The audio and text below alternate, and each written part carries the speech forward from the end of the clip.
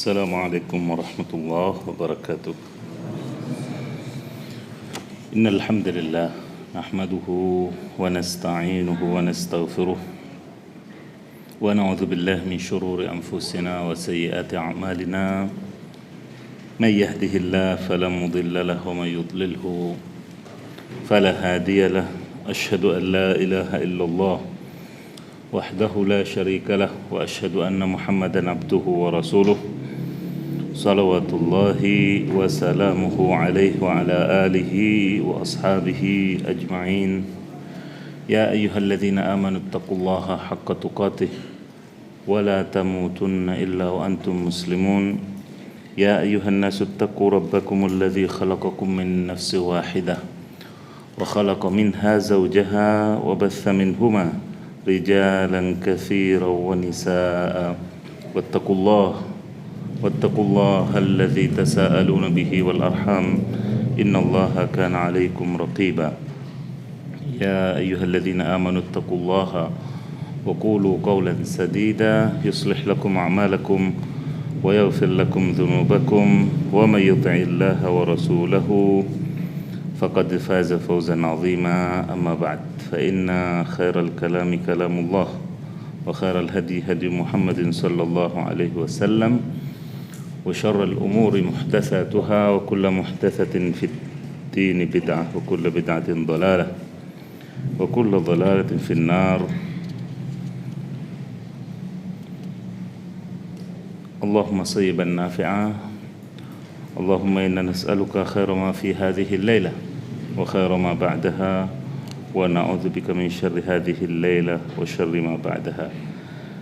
Hadirin hadirat yang saya hormati, kita kembali dipertemukan oleh Allah Subhanahu wa taala di majelis yang mulia ini dalam rangka mengkaji asma-asmanya, di mana ini merupakan sebenarnya suatu kewajiban kita untuk mengenal Allah Subhanahu wa taala. Semoga Allah Subhanahu wa taala menjadikan majelis ini majelis yang bermanfaat. Amin ya. Jamaah yang saya hormati, pada kesempatan yang lalu kita telah memasuki asma Allah yang ke-12, yaitu Al-Ghafur, Maha Pengampun. Juga sedikit disinggung barangkali tentang Al-Ghaffar, yaitu zat yang maha banyak ampunannya. Kemudian juga Ghafirudz Dzamb, yaitu zat pengampun dosa, di mana asma Al-Ghafur ini memang banyak sekali disebutkan dalam Al-Quran, bahkan bergandengan dengan asma yang lain,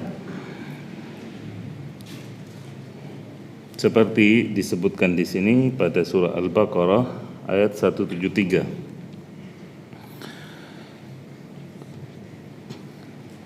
Innallaha ghafurur rahim. Sungguh Allah Maha Pengampun lagi Maha Penyayang. Kemudian juga di sini dinyatakan bahwasanya Al-Ghafur merupakan zat yang Maha Pengampun, zat yang menutupi dosa-dosa dan cacat aib hambanya, serta yang mengampuni kesalahan dan dosa-dosa mereka. Al-Ghafur juga berarti zat yang menerima taubat dari hamba bila melakukan dosa dan meminta ampun kepadanya. Kemudian lebih dahsyat dari itu, yaitu asmanya Al-Ghaffar yang disebutkan dalam Al-Quran juga sebanyak 5 kali. Ala huwal azizul ghaffar, diantaranya pada surah Az-Zumar ayat ke-5. Ketahuilah bahwasanya Dia, yaitu Allah Subhanahu wa taala, adalah zat yang maha mulia, maha banyak ampunannya, dan selalu mengampuni. Al-Ghaffar di sini juga dinyatakan sebagai zat yang menutupi berbagai aib hambanya, mengampuni dosa, serta memaafkan semua kesalahan berapapun banyaknya. Dalam hadis juga disebutkan ya beberapa wirid, misalnya beberapa bacaan-bacaan di mana Allah Subhanahu wa taala ketika kita membacanya ya, atau seorang hamba membacanya, niscaya akan diampuni dosanya, wa in kana misla zabadil bahr, meskipun dosa hamba tersebut seperti banyaknya buih di lautan. Kita bisa bayangkan ya, dan berapa lautan di dunia ini ya, itu pun ketika seorang hamba meminta ampun kepada Allah Subhanahu wa taala, Allah akan mengampuninya. Kemudian ketika ada salah satu sahabat juga bertanya kepada Rasulullah sallallahu alaihi wasallam, ya Rasulullah, seorang hamba berdosa, kemudian minta ampun, kemudian melakukan dosa lagi, kemudian minta ampun, dan beberapa kali seterusnya. Maka Rasulullah sallallahu alaihi wasallam menutup ya dialognya dengan mengatakan, innallaha la yamallu hatta tamallu. Sesungguhnya Allah tidak pernah merasa bosan untuk menerima taubat hambanya sampai hamba sendiri yang bosan untuk meminta ampun kepada Allah. Waliyatubillah, tentunya kita bermohon ya, meminta perlindungan kepada Allah jangan sampai kita bosan bertaubat ya. Karena ya, Rasulullah SAW sendiri juga mengajarkan kepada kita untuk meminta ampun kepada Allah Subhanahu wa taala atas dosa yang disengaja ataupun tidak disengaja, yang kita ketahui ataupun tidak kita ketahui. Ini menunjukkan bagaimana posisi dan kedudukan yang seharusnya diambil oleh seorang hamba terhadap zat penciptanya Allah Jalla Jalaluh. Kemudian di sini dikatakan pula Al-Ghaffar, artinya zat yang banyak mengampuni dan menutupi aib hambanya, disertai ampunannya bagi mereka dan tak menyiksa mereka dengan dosanya ya. Dan merupakan akidah Ahlus Sunnah wal Jamaah bahwasanya pelaku dosa besar sekalipun ya, itu tahtal masyiah, bila pelakunya ya, tidak sempat atau belum bertobat di dunia atas dosanya tersebut, maka di akhirat nanti hukumnya di bawah kehendak Allah Subhanahu wa taala. Jika Allah berkehendak mengampuninya, maka Allah mengampuninya cuma-cuma, mengampuninya cuma-cuma dengan karunia-Nya yang maha luas, dengan karunia-Nya yang maha luas. Tetapi apabila Allah berkehendak menghukum hamba tadi karena tidak sempat bertobat dari dosanya, maka Allah Azza wa Jalla akan menghukum dengan keadilannya, dengan bi'adlihi, dengan keadilannya. Artinya wa ma rabbuka bizallamin lil 'abid, sesungguhnya Allah tidak pernah menzalimi seorang pun dari hambanya. Jadi dosanya akan mendapat ganjaran impas, yang impas bila Allah menghukum hamba tadi dan tidak mengampuninya, maka Allah sekali lagi menghukumnya dengan keadilannya dan kebijaksanaannya. Dialah Allah yang mengampuni dosa meskipun besar dan menutupinya walaupun banyak. Nah, kemudian asma juga yang berikutnya yang masih berkaitan Ghafirudz Dzamb, yaitu Allah sebagai zat pengampun dosa yang hanya disebutkan asma ini satu kali pada surah Al-Mu'min, Ghafirudz Dzambi wa Qabilit Taub, zat yang mengampuni dosa dan menerima taubat hamba. Di sini Ghafirudz Dzamb yakni zat yang maha pengampun atas dosa. Dialah Allah Subhanahu wa taala yang senantiasa dikenal dengan ampunannya, disifati dengan pengampun dan pemaaf terhadap para hambanya. Setiap orang butuh kepada maaf dan ampunannya sebagaimana tiap orang sangat butuh kepada rahmat dan kedermawanannya. Dan seperti pada kesempatan yang lalu yang sempat saya singgung, bahwasanya sekali lagi seorang mukmin tetapi ya tidak menjadikan ya sifat Allah yang demikian sebagai tunggangan atau kendaraan ya, yang empuk untuk kemudian terlena dan berlarut-larut dalam dosa. Barangkali nanti disebut juga dalam manfaat di sini. Karena ini akan menjerumuskan seorang hamba kepada ya faham irja, paham di luar Ahlus Sunnah wal Jamaah yang hanya menitik beratkan kepada ampunan dan rahmat Allah Azza wa Jalla. Baik, yang pertama manfaat beriman kepada ketiga asma ini. Yang pertama, kecintaan pada zat pemilik tiga asma ini, memuji dan mensyukuri nikmatnya yang tak terhingga. Ya, siapa yang tidak akan cinta kepada zat yang maha pengampun, yang maha banyak ampunannya, ya, dimana kalau kita punya salah saja kepada orang tua kita misalnya, kemudian kita minta maaf, lalu kita dimaafkan, bagaimana kita akan ya lebih mencintai kedua orang tua kita, ya, bagaimana kita akan lebih menghormati keduanya setelah maaf tadi. Lalu bagaimana dengan Allah Azza wa Jal yang memaafkan dosa seorang hamba atau mengampuninya? Tentunya kecintaan hamba tadi kepada Allah Azza wa Jal akan bertambah dan bertambah. Kemudian yang kedua, manfaat yang kedua, bila seorang mukmin tergelincir ke kubangan dosa, maka dia akan teringat kepada pemilik tiga asma ini, sehingga timbul harapan dan baik sangka pada Allah Azza wa Jal, serta nyahlah rasa putus asa dari hatinya. Dan merupakan madakhil asyaitan, merupakan celah-celah yang biasa dimasuki oleh setan adalah membuat seorang hamba berputus asa. Jangankan kita umat Muhammad sallallahu alaihi wasallam yang ya, lebih lemah, lebih ringkih dibandingkan umat terdahulu. Dalam hadis yang sudah dikenal bersama, bagaimana ya kisah umat terdahulu yang membunuh berapa? 99 nyawa. Digenapkan menjadi 100, kenapa? Karena timbulnya rasa putus asa dari rahmat Allah. Dari situ setan masuk kepadanya.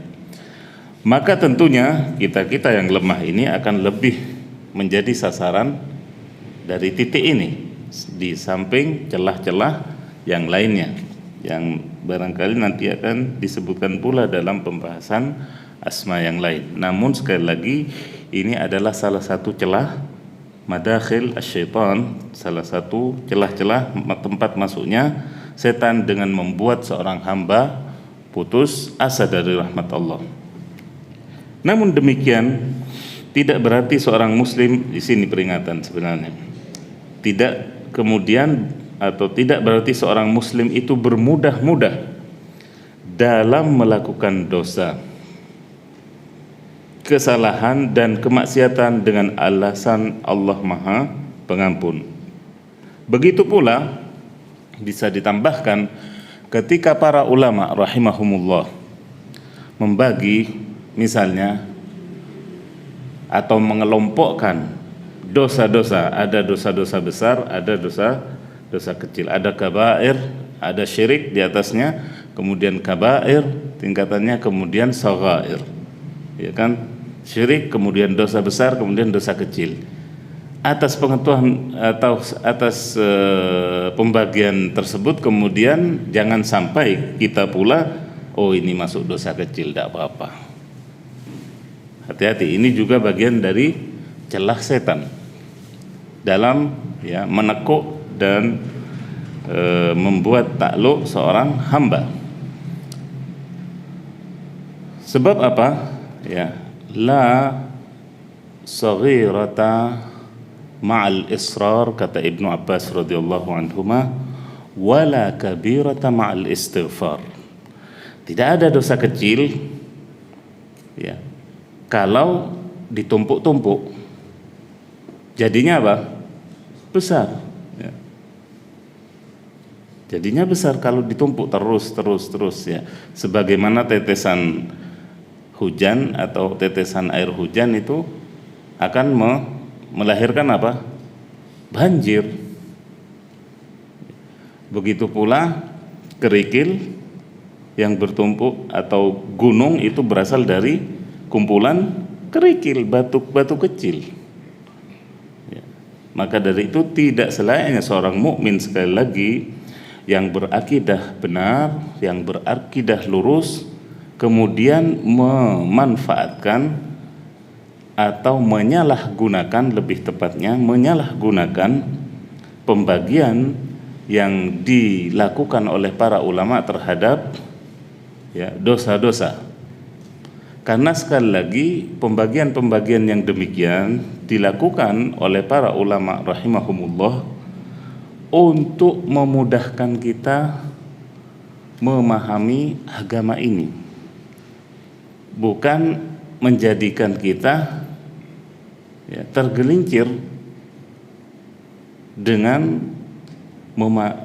menyalahgunakan ya pembagian tadi kepada hal-hal yang negatif atau yang justru membawa mudarat, membawa kecelakaan bagi kita.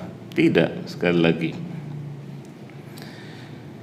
Sebab juga di sini disebutkan ampunan itu, ampunan dari Allah juga dengan syarat.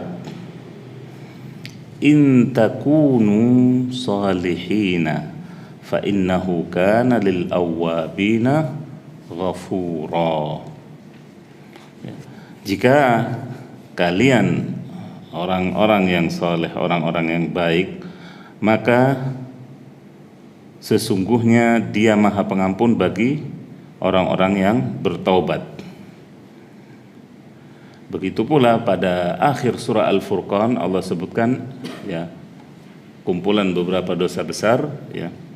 Kemudian Allah nyatakan illa man taba, kecuali mereka yang bertobat, orang yang bertobat, wa amana wa amila amalan salihah, kemudian beriman dan ditunjukkan dengan amal soleh.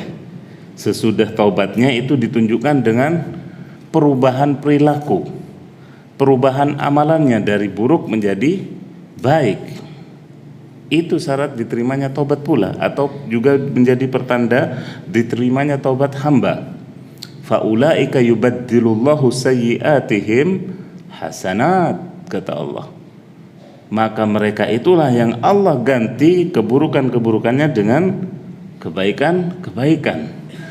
Kalau ya, perbuatan hamba sebelum dan sesudah bertaubatnya sama, itu pertanda buruk, pertanda taubatnya tidak benar-benar, tidak sungguh-sungguh, juga taubatnya tidak diterima oleh Allah Subhanahu wa taala.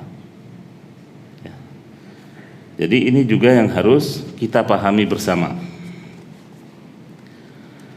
Kemudian manfaat berikutnya dari beriman kepada ketiga asma ini, melatih diri untuk memaafkan sesama, menutupi kesalahan dan aib mereka, serta membalas keburukan dengan kebaikan sebagai wujud aplikasi petunjuk Al-Quran. 6. Memaafkan ya, minta maaf saja itu berat, apalagi memaafkan. Itu tabiat hamba. Makanya kita ya, berbeda tentunya dengan Allah sebagai sang Khalik. Mengakui kesalahan itu juga butuh mujahadah, butuh ya, berperang dalam hati ya. Mengakui kesalahan, meminta maaf itu butuh keberanian. Butuh sekali lagi keberanian. Keberanian itu bukan hanya dalam hal ya, berantem ataupun apa yang dipahami oleh orang orang awam. Tidak, justru mengakui kesalahan itu juga bagian dari keberanian dan juga pertanda jauhnya seseorang dari sifat al-jubn. Apa al-jubn? Pengecut. Ya. Dan kita harus melatih diri kita ya untuk bersifat pemberani, dalam arti mengakui kalau salah ya salah, hadapi ya.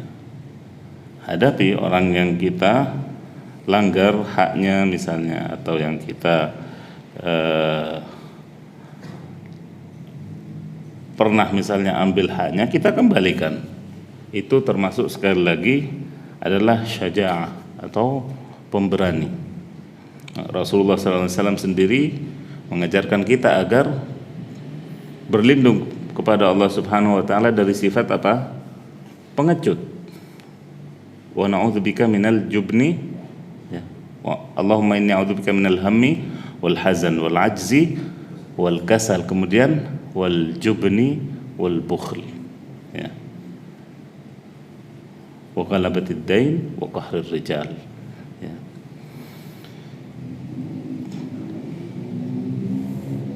Baik.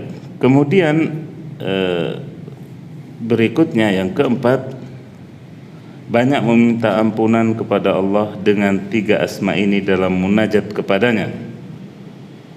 Ya, menggunakan ya Ghafur, ya Ghaffar ya dalam membuka atau menutup doa kita. Itu maksudnya di sini. Allahumma arhamni misalnya. Ya. Waghfirli ya Ghaffar ya. Waghfirli ya Ghafur ya. Termasuk juga membaca Sayyidul Istighfar. Dan ini sebaik-baik istighfar, makanya dikatakan Sayyidul Istighfar. Karena ya di situ dalam doa Sayyidul Istighfar ini diawali dengan pengakuan kepada Allah Azza wa Jalla, Allahumma anta rabbi la ilaha illa ant. Ya, bentuk-bentuk pengakuan kepada Allah dan puji-pujian. Khalaqtani wa ana 'abduk wa ana 'ala ahdika wa wa'dika mastata'tu. A'udzu bika min syarri ma sana'tu. Abu'u laka bi ni'matika 'alayya wa abu'u bi dhanbi. Kemudian baru faghfirli fa innahu la yaghfiru dzunuba illa ant ya. Baik. Jamaah yang saya hormati dan dirahmati oleh Allah, kemudian kita beralih kepada asma Allah berikutnya, yaitu Al-Mubin, zat yang maha tampak. Asma ini hanya disebutkan 1 kali dalam Al-Quran, yaitu pada surah An-Nur ayat ke-25, wa ya'lamuna annallaha huwal haqqul mubin, dan mereka tahu bahwa Allah maha benar, maha tampak, maha menjelaskan. Nah, secara bahasa Al-Mubin ini berarti yang menampakkan dan menerangkan, baik dengan perkataan maupun tindak perbuatan. Al-Mubin adalah zat yang menjelaskan sesuatu menurut atau sesuai hakikat kebenarannya. Al-Mubin adalah zat yang menerangkan kepada para hambanya jalan-jalan keselamatan di dunia dan akhirat, juga jalan-jalan yang menggelincirkan tentunya seorang hamba kepada kebinasaan atau kehancuran di dunia dan di akhirat. Makanya ketika Rasulullah SAW wafat, ya, Abu Dzar radhiyallahu anhu menyatakan bahwasanya, atau Salman Al-Farisi menyatakan bahwasanya tidaklah ada seekor burung yang mengepakkan sayapnya di udara kecuali Rasulullah SAW telah memberitahu tentang ilmunya. Ketika ditanya apakah dalam hal buang hajat juga Nabi kalian mengajarkan, tentu, kata Salman Al-Farisi radhiyallahu anhu. Ini sekali lagi menunjukkan juga bahwasanya ya, Allah sebagai Al-Mubin menjelaskan kepada para hambanya ya jalan-jalan ya kebaikan untuk dunia dan akhirat mereka, juga memperingatkan jalan-jalan keburukan yang bisa membinasakan mereka di dunia dan di akhirat. Sebagaimana juga Rasulnya sallallahu alaihi wasallam tidak Allah panggil, tidak Allah cabut nyawanya kecuali telah menerangkan dua perkara besar ini. Allah Subhanahu wa ta'ala menerangkan kepada makhluknya amal-amal yang mendatangkan pahala bagi yang melakukannya, dan amal-amal yang mendatangkan siksa atas pelakunya, sehingga hamba tadi tahu apa yang harus dilakukan dan apa yang harus ditinggalkan. Ya. Kemudian Al-Mubin di sini memiliki dua makna.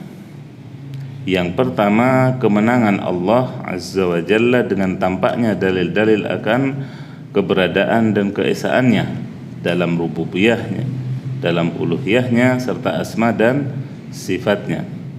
Semua ini terpatri pada akal dan fitrah manusia. Juga dalil nakli yang diturunkan oleh Allah dalam kitab-kitabnya melalui lisan para rasulnya, dan juga melalui lisan para rasulnya. Jadi di antara makna Al-Mubin adalah ya yang menang. Kemudian makna kedua yaitu bahwasanya Allah Azza wa Jalla menampakkan kebenaran kepada makhluk dan menerangkannya kepada mereka seperti pengenalan dirinya kepada hamba-hambanya, serta penegakan dalil-dalil yang jelas terhadap kesempurnaan asma dan sifat-sifatnya yang menjelaskan keesaannya serta pengkhususan ibadah kepadanya. Kemudian manfaat beriman kepada asma Allah Al-Mubin. Yang pertama, kecintaan Allah yang tampak pada makhluknya dengan dia tunjukkan kebenaran dan kebesarannya di alam semesta dan pada diri mereka, yang semua itu mengukuhkan eksistensi dan keberadaannya. Ya. Allah Azza wa Jalla tentunya ya, mencintai makhluknya, ya, mencintai makhluknya. Oleh karena itu Allah Azza wa Jalla tidak kemudian membiarkan mereka begitu saja setelah penciptaannya. Allah mengurusi mereka, ya, Allah mengurusi mereka, bahkan bukan hanya urusan jasad atau jasmani mereka, bahkan ruh mereka pun yang butuh kepada hidayah, yang butuh kepada cahaya. Allah juga kirimkan para rasulnya, Allah turunkan kitab-kitabnya dalam rangka wujud kecintaan Allah kepada hambanya atau kepada makhluknya. Lalu dia tegakkan hujjah atas mereka. Ya, di sini kita lanjutkan, dia turunkan kitab, dia utus Rasul guna menjelaskan siapa Rabb mereka yang Maha Esa dalam rububiyah, uluhiyah dan sifat-sifatnya. Karena tentunya bila dibiarkan manusia tanpa Rasul, Nabi dan Rasul, tanpa kitab, maka mereka akan tentunya tersesat dengan sesesat-sesatnya. Bagaimana tidak, sedangkan iblis sudah mengumandangkan, ya, memproklamirkan apa? Permusuhannya ya, kepada manusia ya, ketika dia diusir dari surga dengan berbagai sumpah serapah tentunya, ya, yang sudah diabadikan oleh Allah dalam beberapa ayatnya.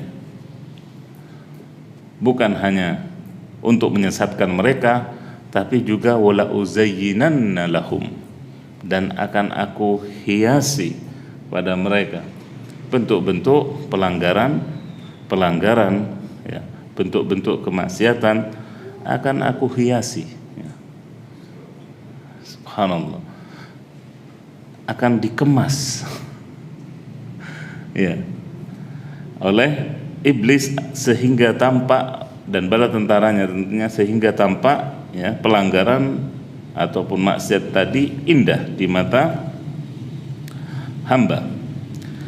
Lalu juga bagaimana memprioritaskan cinta, ikhlas, rasa takut dan harap kepada Allah, ya, dengan Asma'ul Mubin ini, sehingga tampak kebaikan yang diserukan dari keburukan yang diperingatkan.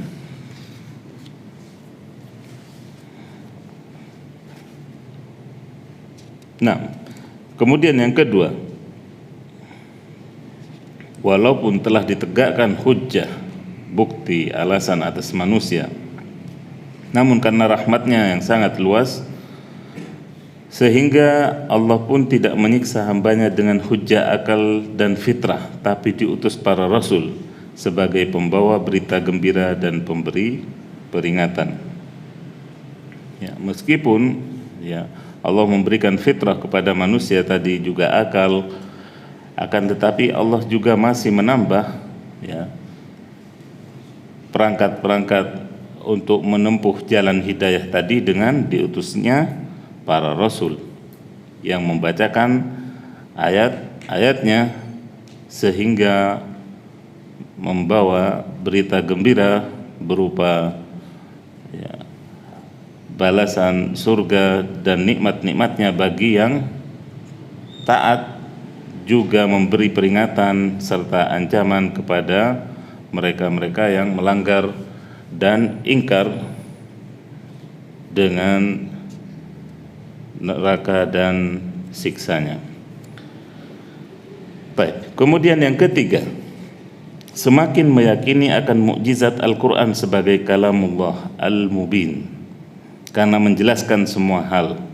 Al-Quran telah menantang para pujangga Arab untuk membuat yang semisal dengan Al-Quran, atau satu surah saja, bahkan satu ayat pun mereka tidak sanggup, ya.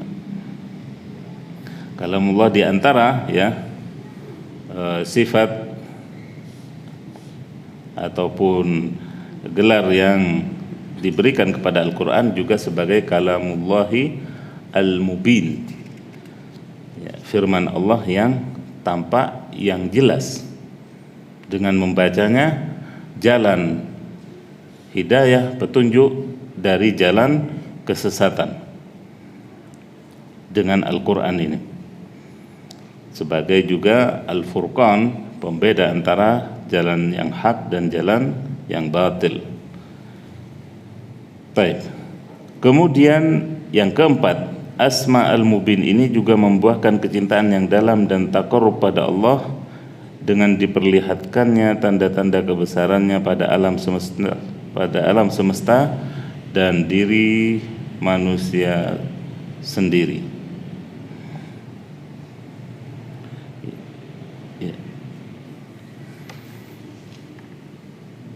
Di antara keajaiban pula bahwasanya hubungan antara makhluk dengan Sang Khalik, hubungan kita dengan Allah Azza wa Jal, itu memang ya,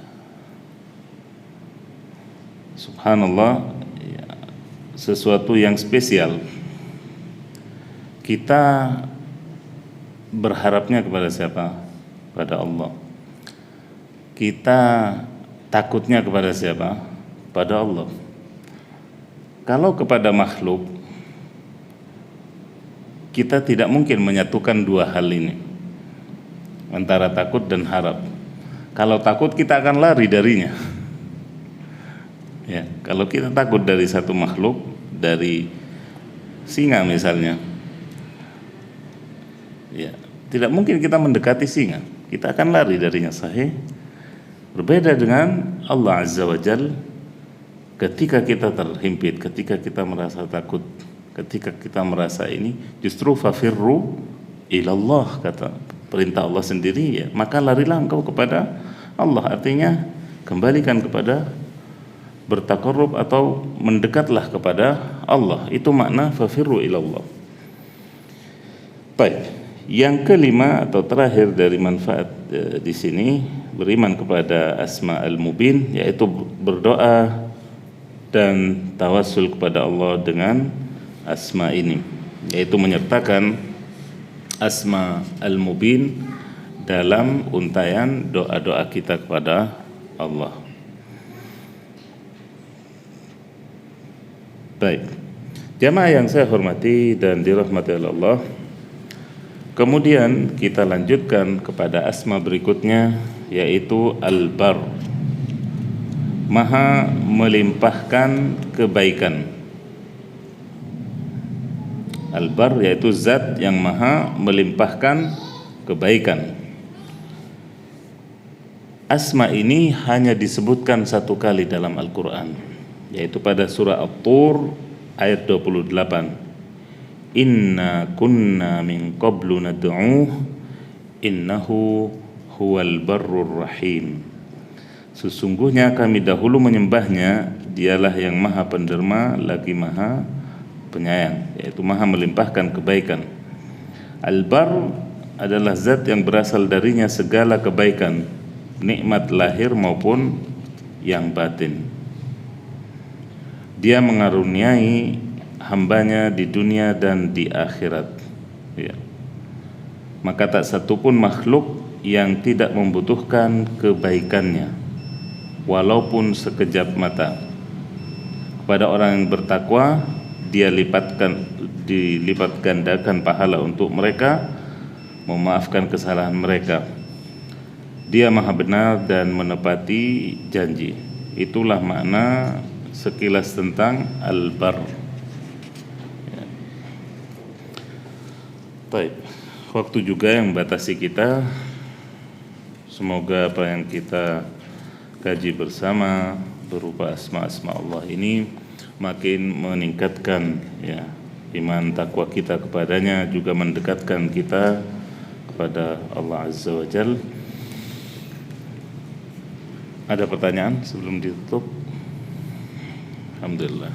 Subhanakallahumma wa bihamdik, asyhadu an la ilaha illa anta, astaghfiruka wa atubu ilaik.